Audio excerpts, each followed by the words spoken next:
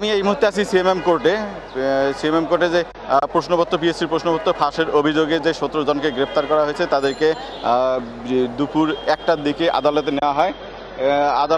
এবং তাদের সিআইডির সূত্রে আমরা জানিয়েছি যে প্রায় 7 থেকে 8 জন আসামি তারা 164 জবানবন্দি করবে এবং বাকিরাও জবানবন্দি 164 জবানবন্দি দেওয়ার কথা। যদি না দেয় জবানবন্দি তাহলে তাদেরকে রিমান্ডে নেওয়ার আবেদন করবে। এখন পর্যন্ত রিমান্ডের আবেদন কিন্তু করেনি।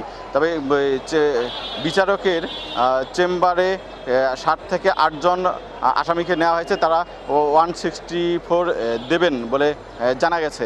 আর একটা বিষয় আমি জানিয়ে রাখি যে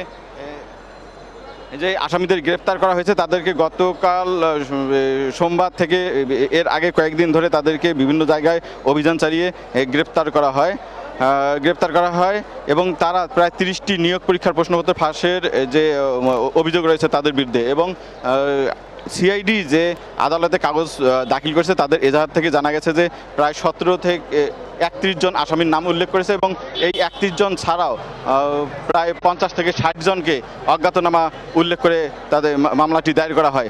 এই 31 জনের মধ্যে 17 জনকে গ্রেপ্তার দেখানো হয়েছে এবং বাকি জনকে কিন্তু পলাতক হিসেবে উল্লেখ করা হয়েছে। সিআইডির বিশেষ police super media Azadur Rahman বিষয়টি নিশ্চিত তিনি জানান যে তাদের জিজ্ঞাসাবাদের জন্য যে রিমান্ড চাওয়া হবে যদি তারা 164 না করে। আর একটা বিষয় জানিয়ে রাখি যে পিএসসির সাবেক চেয়ারম্যানের গাড়ি চালক সৈয়দ আবেদ আলী তিনি কিন্তু গ্রেপ্তার আছেন এবং পিএসসির আরও ঊর্ধ্বতন তিনজন কর্মকর্তা গ্রেপ্তার আছেন এবং তাছাড়া সৈয়দ আবেদ আলীর যে ছেলে সিয়াম তিনিও গ্রেপ্তার আছেন এবং বিভিন্ন আরও অনেক কয়েকজন গ্রেপ্তার আছেন যারা বিভিন্ন প্রফেশনে জড়িত। প্রিয়াঙ্কা।